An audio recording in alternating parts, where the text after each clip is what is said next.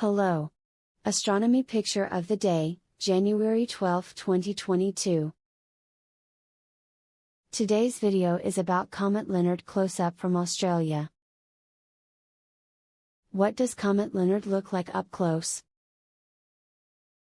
Although we can't go there, imaging the comet's coma and inner tails through a small telescope gives us a good idea.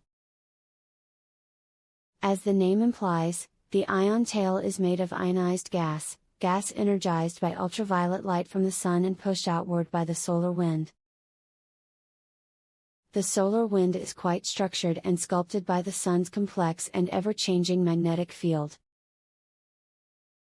The effect of the variable solar wind combined with different gas jets venting from the comet's nucleus accounts for the tail's complex structure. Following the wind, structure in Comet Leonard's tail can be seen to move outward from the sun, even alter its wavy appearance over time. The blue color of the ion tail is dominated by recombining carbon monoxide molecules, while the green color of the coma surrounding the head of the comet is created mostly by a slight amount of recombining diatomic carbon molecules. Diatomic carbon is destroyed by sunlight in about 50 hours, which is why its green glow does not make it far into the ion tail.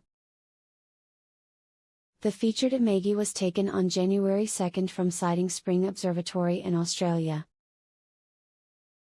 Comet Leonard, presently best viewed from Earth's southern hemisphere, has rounded the sun and is now headed out of the solar system.